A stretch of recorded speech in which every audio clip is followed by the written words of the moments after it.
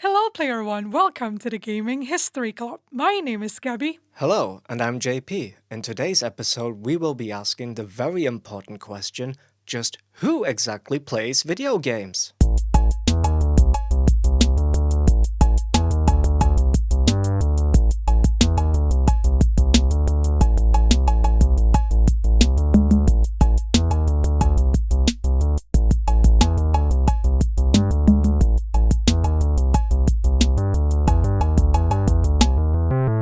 So, apparently, people have always played games. We can even trace it back to 6000 and 3000 BC, apparently, and that's a long time ago. Yeah, Right. so Mancala, for example, that's Mhm. from 6000 BC. That's the oldest game that is still being played today, Yeah. which is the oldest game that people still play today. That one comes from Africa. Then there's also Senet.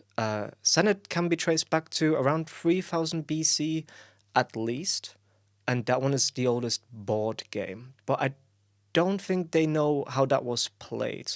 They Has it don't. been lost in history now? It has been lost to history, yeah. Similar to very early chess as well.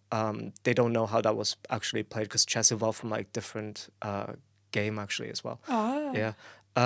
Yeah, so we can safely say people have always played games in some form or another. But luckily, video games is not that old, so we can probably ask that question. Who plays video games and how did we get to where we are today? Because we can trace it back to the first video games.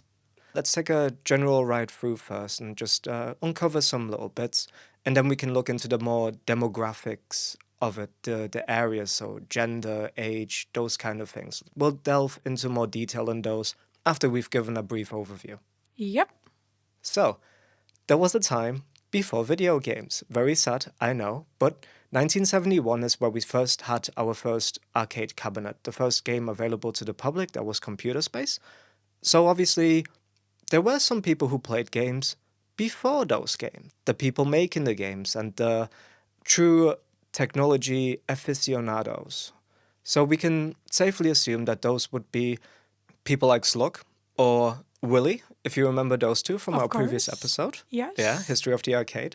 So we can safely assume it was predominantly white male adults with a certain amount of disposable income, and they would be clustered into universities and laboratories, like computer tech laboratories, that kind of thing.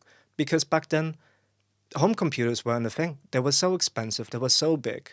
You wouldn't even have had the chance to play them anywhere outside of these places that could afford them. I mean, they cost hundreds and thousands of dollars back then. Yeah, I think those machines wouldn't fit in a regular house as well, would it, actually?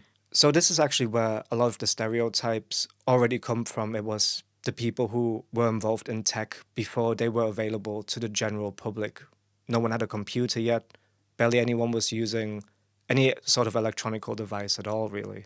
Atari's earliest cabinets, before they were put into the arcades, there was a brief period of time where they were focused around bars and nightclubs, especially around universities, because those would have the people that are mostly interested in the video games as well, anyone into computing technology.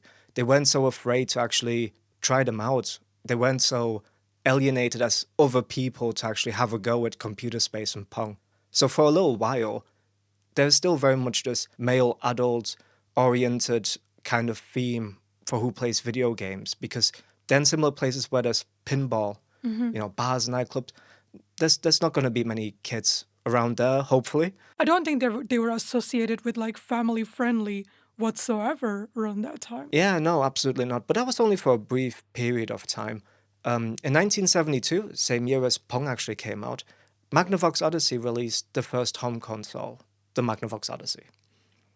Sorry, the Magnavox company made the Magnavox Odyssey, Yes. which was the first home console. Yeah. So very interesting. They were actually some of the first people to really try and break that kind of barrier between that link between university male students and the whole family branch out. And you can see that in their marketing material as well. If you are super interested, go take a look, Google Images, Magnavox Odyssey, and a lot of their flyers, posters, advertising, you will usually see like a group of family members sitting around a TV and playing the Magnavox Odyssey. And they actually had some early success with that as well. Once the Atari cabinets finally made their way into actual arcades, very quickly we start to see an explosion though of what kinds of people play games. Very, very quickly it was all types of people, all types of ages. Anyone with a spare quarter may have very well played a video game then at that stage.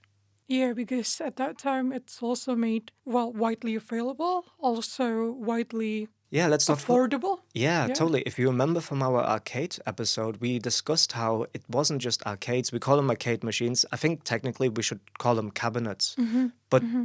those arcade machines, if you remember, they were in supermarkets, sometimes dentist offices. They were everywhere, right? And so obviously, a lot of people very suddenly played these video games. It wasn't so much more, the university students only. Very quickly, all sorts of people. Yeah, that's true, especially the golden era of the arcade during 78, like Space Invaders, until 83, when basically arcades was, peaking, Crashing. peaking and crashing. Yes, the Atari shock, as they call it in Japan. Oh yeah, the Atari shock. Yeah, Yes, that's true. They definitely stood out for bringing games to a wider audience. I guess previously games centered heavily towards male-oriented games like shooting, racing, fighting. That's probably the more earlier games that we saw. yeah, definitely. Yeah, everything before Space Invaders very heavily focused around those three themes you mentioned, and Yeah, space. and sports actually. Oh yeah, and Yeah. sports. Yeah, very much so. Yeah. And we started to see games catering towards women. Noteworthy examples like Pac Man, which were designed specifically with intention to appeal females. Apparently, it's because female likes eating Yeah, and likes sweet stuff. definitely a stereotype, but it's true for you. You do like food, definitely. Yes, we talked about this in previous episode. We've established that I do love food. So thank you, JP, for reminding me that. Yeah, and also Centipede was very popular with females. The game was programmed by Donna Bailey, one of few women in the game industry around that time, especially, and one of the only one with experience in assembly language programming at that time. Yeah, so Impressive. she half programmed Centipede. And I want to believe that that is a reason that it was so popular with females. Not because they knew a female made it or No. part made it, but because she was a little bit more aware of, how to cater towards a wider audience than just, yeah, space shooting, fighting, sports. Yeah, makes sense. And also, Japanese games and the influence of their themes and style heavily shaped the perception of games. A lot of them are more cartoonish, like mascots like Donkey Kong, Pac Man, Popeye, Frogger. All of them have like characters that's more interesting rather than you're just spaceship number one. Yes. I guess Nintendo played a big part in that while bringing all of those more lively characters into their games. They were definitely one of the contributors, looking at Donkey Kong. But yeah, the Japanese brought that kind of to us, the cartoonish mascots. Yeah, 100%. And I think the Japanese influence that they had on the arcade games very much shaped that kind of feeling of like it's going more towards a kid audience. If we look at the Nintendo that came out just after the crash of 1983 or the Atari shock, Nintendo's NES was the most successful console of that generation. So a lot of their games always had that kind of very family friendly, all ages involved games. So Donkey Kong, Super Mario, Yoshi's Island, the list is endless. Yeah. Yeah, we all know Nintendo games, and they've always been known for that. And I think that is where a massive shift towards the stereotyping comes from, where games are for kids. Although that was never true to begin with. It just so happens that Nintendo was the most successful console in that generation. And I think back then I've heard from other people tell me that they would call consoles Nintendos. Like, do you have a Nintendo? Even if you've got a Sega, someone would be like, oh, are you enjoying playing Nintendo? Like, that's just how popular the NES was at Yeah. the time. Might be a bit painful for Sega fans right now to hear this. Bless them. Yeah. But the stereotype was never true even back then. Obviously, in the early 80s, we had Roberta Williams with her Mystery House games coming out. So Yep. Mhm. I mean, those were for the PC, but yeah, you got like murder mystery. I mean, very serious thriller themes. Maybe not something you want to allow your kids to play, even though the graphics shouldn't have made it too troublesome, if I'm being honest. Yeah. But yeah. Yeah, I don't think so either. Also, in general, I mean, it gets there's a lot of different kind of things involved here. So a lot of the time it was skills, reflexes. But then, with the computer games, you're using your intellect a little bit more as well, solving puzzles, strategy games as well, RPGs, very number heavy. So I just wanted to mention that because different people like different things about gaming. Yeah. Not everyone plays skill games, Call of Duty, and not everyone plays strategy games where it feels like you need a spreadsheet just to play the game. But you always make spreadsheet for everything, so I'm not going to be surprised, actually. Spreadsheets are a very important facet of life, mind you. Okay. But yeah, since the video game crash, games have consistently become more mainstream and more inclusive for all types of people. There was a few pitfalls that we will discuss more thoroughly, but ever since then, we've definitely been on the right track to allow as many people as possible to enjoy the beauty of video games. Yeah. Let's take a look at this demographic of people who play games in a little bit more detail. Sadly, actually, female gamers were much fewer than males when video games started. Some of those reasons are self inflicted by the industry themselves, but there were also social reasons.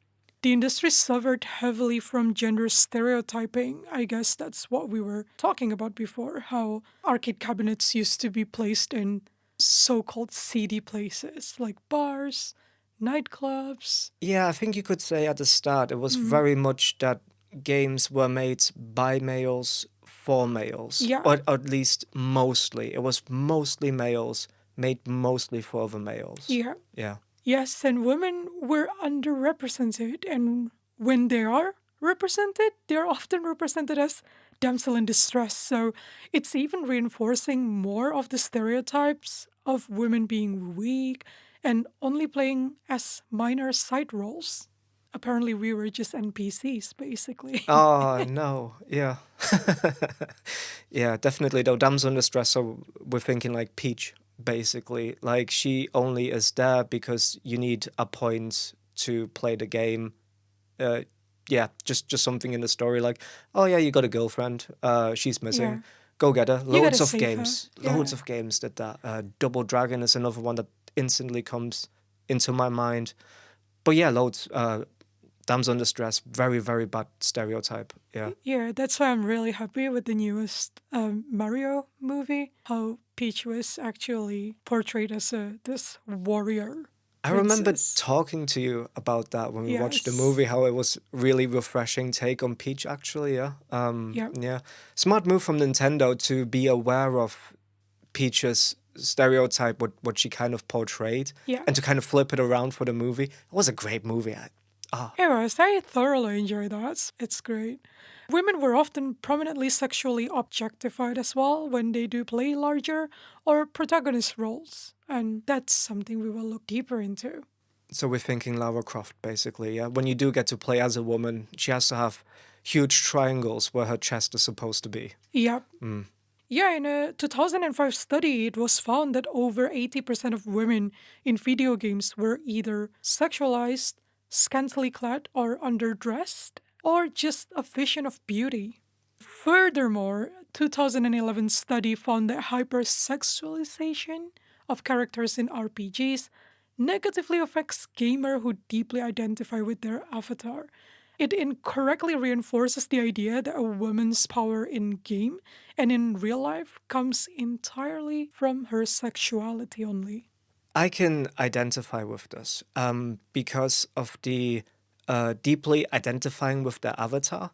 I get that from, I mean, my male perspective, I suppose. Like, I also want my character sometimes, other times I do it completely differently, but most of the time, I want my character to look very similar to me, right? So if I currently have long hair and a beard, I'll try and see if I can have him kind of look like that. I guess the point here is that in many RPGs, you are forced into like a sort of shape or size, Yeah. especially kind of like the Japanese RPGs, you see it like advertised a lot, like Yeah. on Very certain image, isn't it? yeah, Of yeah, yeah, the yeah. Very characters. specific, very specific. Either skinny with heavy top, heavy bottom. Yeah, I get it. I get it. Sure. Although on a more positive note, a 2016 study of 571 games released between 1984 and 2014 found that this sexualization of women was at its height between 1990 and 2005. So we are going to the right direction. It's still around, but we are going to the right direction. The worst is over. The worst is over. Yeah. Yeah. Something else that happened in the 90s is which also reinforced negative stereotyping is that there was a lot of games made specifically for girls. So they also had the idea of like, hey, we could make more money and sell more games if we just capture all these people who aren't playing games yet. And girls were a massive part of that non-gaming audience. And so they were making games just for girls specifically, which is also a no-no if you ask me, because they were all pink, they had ponies, they had themes of gossip, relationships, and makeup. It just reinforces that bad stereotype. And they weren't particularly successful with girl games either. And that's why they exist to a much lesser extent now these days as well. Although, if you do look on your Play Store, you will still find loads of them, sadly. Yeah, I guess a lot of them also limit the reach of the games themselves because they're also depicting those games as non male video games, then. Precisely. What message does it send to girls if you say this is a game for you, it's a girl game? That implies that the normal games aren't for Aren't for you. you exactly that. Yeah, so that's a really interesting point. Another study found that females appear to avoid games where the women are depicted in a negative light. So they definitely don't want to take part in that negative stereotyping. A 2017 survey found that more than 250,000 gamers found that 69% of match freestyle games, such as Candy Crush Saga, are female. And also 69% of family or farming simulator gamers are female. Huh. Yeah, Okay. basically Farmville. Candy Crush Saga and Farmville. Basically those two, yeah, girls got it hands down. Yeah, probably true. Although it does kind of reinforce my point that, like, Candy Crush Saga and Farmville were not made specifically for women, right?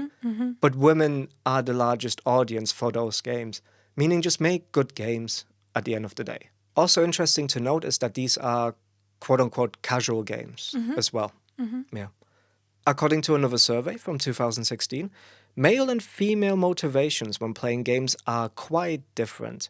So females scored the highest and higher than males in completion, so they want to find all the collectibles, in fantasy, but not fantasy as a genre. We're talking about immersion and exploration and design and community and story, which I feel like I'm a little bit feminine when it comes to like what I enjoy in Now, video that's games. probably my influence, to be honest, because I'm always like, no, be a completionist. Come on. I read this and I'm thinking Hogwarts Legacy.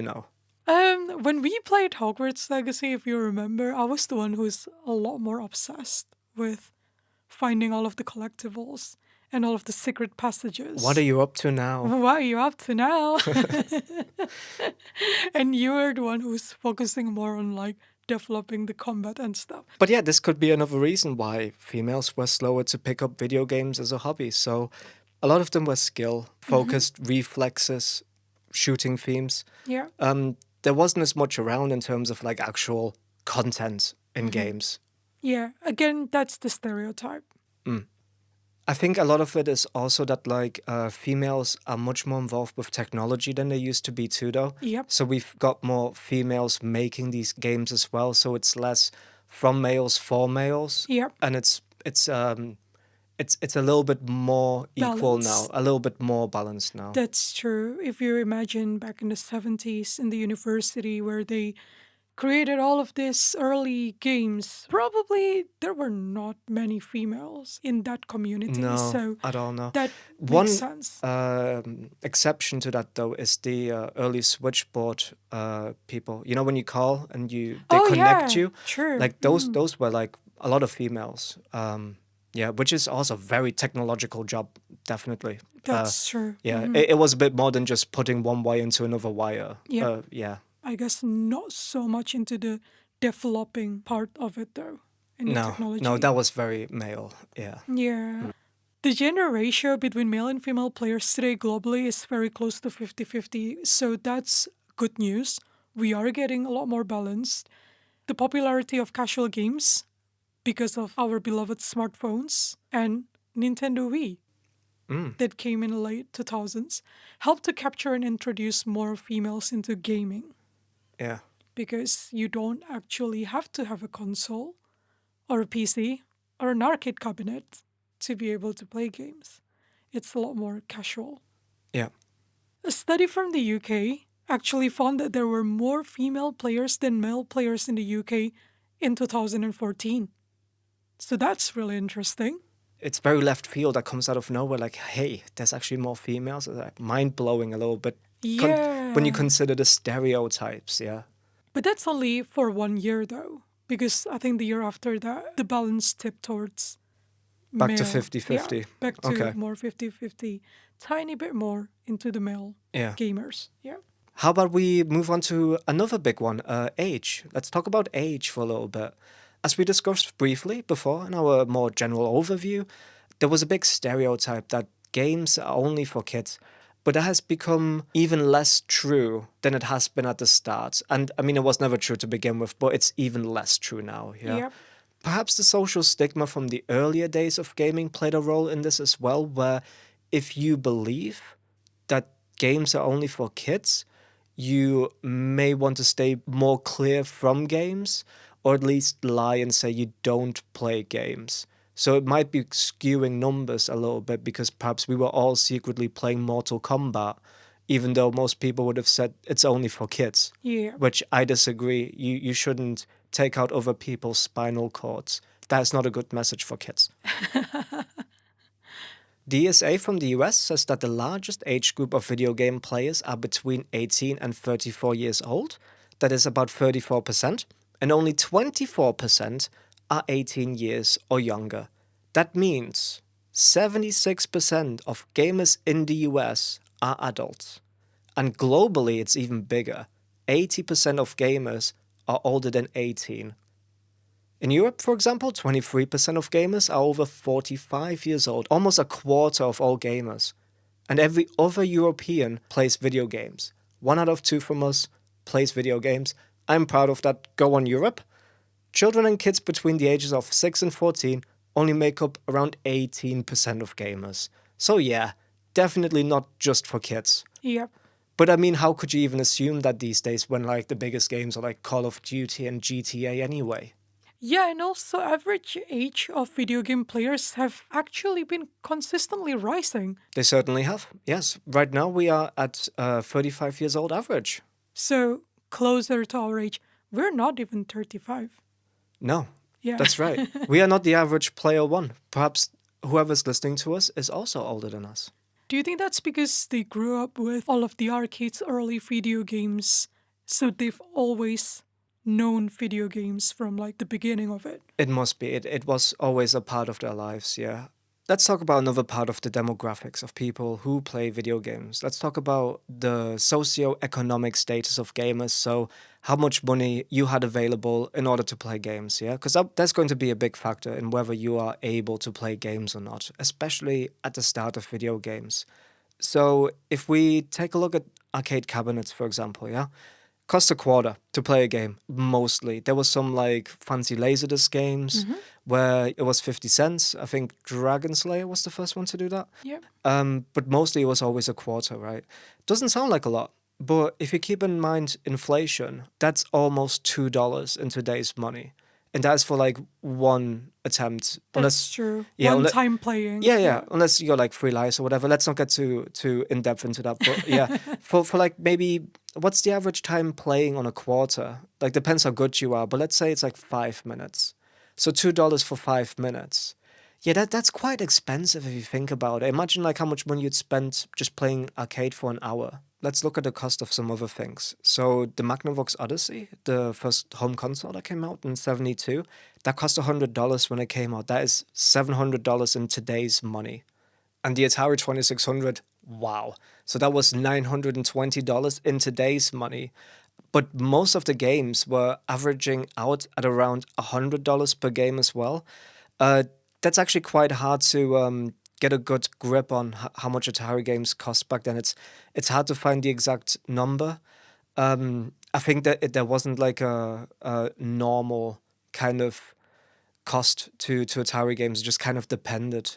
You'd also obviously need a TV, and that would cost you at least $2,000 in today's money as well. So what I'm trying to really get at here is if you wanted to be gaming back then, you needed to invest in gaming specifically in order to play video games. It's not like now where you have nothing, but you just so happen to have a laptop or computer lying around, or you got your smartphone and you can play some games on that. No, like if you wanted to play back then, it would take a lot of money in order to be able to do that in the first place. Yeah, I guess prices for keeping up with latest AAA games or newest console and great specs of PCs to be able to play Starfield, for example, it hasn't changed too much nowadays, but it's the alternatives that you can get from other form of technology that allow more people to be able to play quality video games, either by playing from previous generation consoles, for example, or you can play with your smartphones. Because computing has improved and integrated so heavily into our daily lives now that a lot of platforms will be able to cater towards video games. With smartphone, for example, out of human population of 8.1 billion people on Earth, 5.2 billion own a smartphone. So that just proves how that many people are actually able to access video games. They're minutes away from opening the store and downloading some free to play game. Exactly. It doesn't mean that they all play video games, but the availability for you to play video games definitely a lot Yeah. wider On nowadays. non-gaming devices. But yeah, back in mid-70s, home computers weren't a thing yet. There is, if you want to play games, you need this device that only does video games. To put it into perspective, the cheapest way to play a game, assuming someone has no device at all, but have access to electricity or batteries at the very least, is around $10, which will buy you a handheld console preloaded with 80s and 90s games classics. They call it the 500 in one handheld console. Yeah, you can find these on eBay. Yeah, not sure exactly how super legal they are. It's certainly legal for you to purchase it from eBay, but yeah, so it comes with like the kind of Nintendo, Game Boy, Sega classics. Yep. Yeah, $10 that'll cost you. Yeah, and I can't imagine that to exist, let's say 30 years ago, to only spend $10 to play a game. That's just, yeah, Unreal, unheard unreal. of. Yeah. It like a game would have cost you at least $10 if it's like some on a flea market, Yeah. some old Game Boy cartridge. Yeah, And that's the cartridge, and we're talking about a device here yeah, that yeah. actually is the device. Everything you Yeah. need to play games, $10, and you even get 500 games with it as well. Yep. Yeah, wow. So let's talk a little bit about race, ethnicity, nationality. Where in the world are you from, and do you play games? So, research has shown that the stereotypical image of a gamer is a white male, but the reality of the situation is much, much more diverse. One interesting thing we found out amongst minority communities coming from the US is that the popularity of games changed significantly for minority communities over a short period of time. In a 2009 study, they found that 73% of white parents said that their children played video games, compared to 26% of non white parents.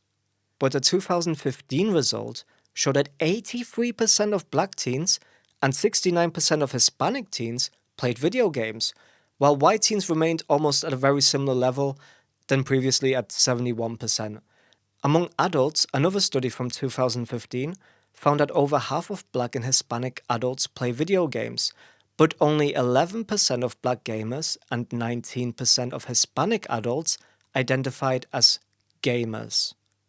By some calculations, minority groups in the US will be the majority of players before 2030. So let's discuss some key contributing factors of how the demographics of gaming exploded to encompass a lot more people from all walks of life. So, computer technology and video games have a very symbiotic relationship, a positive one at that. They greatly benefit each other. Their history, development, and adoption by humans go hand in hand. As a matter of fact, more people have consistently adopted home consoles into their households than PCs. It might be able to be said that thanks to video games, we are much more willing and happy to adopt technology as part of our normal lives because we've been introduced to it by video games. The internet played a huge role in exploding the demographics of video gamers. Now playing together with or competing against anyone in the world at any time, it takes a matter of minutes. I think another really interesting thing to mention here, which goes hand in hand with internet, but also really important, is that now you don't need to hog the telephone line anymore if you want to play games. That's true. You can just do it at your own pace and you're not affecting anyone else. Also, Wi Fi, because now you don't even need the cable going into your console anymore. And I think that generation of consoles was the first one that really made internet a big thing as well. So, PlayStation 3, Xbox 360, Nintendo Wii, they were all Wi Fi enabled. And they really made it a lot more popular for people to play online as well. Whereas before then, it was just a luxury for PC gamers, really. Yeah, and I think that allows people to be able to play multiplayer games without being in the same room. So back then, if we're talking about playing Counter Strikes, where everyone is connected through LAN, but now you can just play in a different part of the world and actually be in the same virtual room, basically. Yeah. You also find your community that you want to be a part of. So if you're really into role playing games, say you can play World of Warcraft and enjoy that community, not just by playing the game online, but also with their forums, their Discord servers, watching YouTube videos of just World of Warcraft. Again, it's the beauty of the internet. Like-minded people are very quick and easy to find. Another key contributing factor is the massive popularity starting around the mid 2000s with smartphones and the Wii. Of course, the more casual games, right? Yep, that's true. I guess those kind of games, like playing games on your smartphone or Nintendo Wii, allowing people who are not as skillful, like when you say about skill and reflexes before, to be able to play video games because they're a lot more easy to understand, easy to do. Yeah, especially with smartphones where it won't cost you anything to at least give her a try. Yes, because you can very easily and very quickly downloading those games. Yeah, even if it's like chess, for example, like that's not a video game, but you can play it online against other people, just smartphone up. Yeah, that's true. Another thing is it's the gateway, hopefully, for many people where they haven't played video games, not interested. Maybe they label it as something that is for other people, but not for me. But, they try a casual game, and all of a sudden, Candy Crush Saga turns into Tetris, Yeah, turning into Minecraft. Yeah, who knows? Who yeah. knows? Getting more and more into it. Mm. We'll also link a very interesting research conducted by Adrian Shaw, an American game studies scholar and associate professor at Temple University in the Klein College of Media and Communication. It's called Do You Identify as a Gamer? Gender, Race, Sexuality, and Gamer Identity. In her research, Shaw talked about how people who play video games identify themselves as gamer, also in relation to all of those that I mentioned before, like gender, race, sexuality, because apparently they do overlap. So definitely read into that. The article is written by Rebecca Strang for toplacehuman.com. So she wrote this as a response to the research itself. It's a really interesting read, so definitely go there. We'll link that in the description. So, to conclude everything, the question is where are we today? Where are we today? Yeah, I guess a lot of stereotypes have been myth busted, and the number of people playing games is only increasing, which is good. It's a good thing, right? Massively increasing. It's incredible, actually. Let us know how we are doing today. Come on, let's throw some stats at me. Right, so as of 2023, there are 3.24 billion gamers worldwide. That's out of a total population of 8.1 billion people. The number of gamers really exploded in the last 15 years. In 2008, there were 1 billion gamers. And in the past 7 years alone, there has been an increase of 32%. That is a lot. Yeah, in 7 years, yeah. Wow. That is unreal.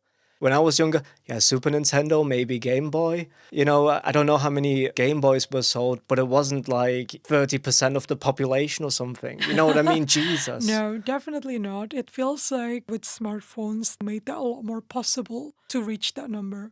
Yeah, but here at Gaming History Club, we don't care if you're a casual gamer, you're a hardcore gamer. If you play games to us, you are a gamer and you are player one. The average age of video game player is also only increasing. As we mentioned before, as the kids growing up with Atari, Nintendo, and Sega, they continue to play games and normalize gaming as a way to pass their time and as a hobby. And you know what? In terms of where in the world, Asia actually has the biggest gaming market with 1.6 billion players. China actually has the largest number of gamers with over 742 million gamers. Yep, and globally, the male to female gamer ratio is close to 50-50. We did mention that before, so we're hoping it will always be balanced from now on. Yes.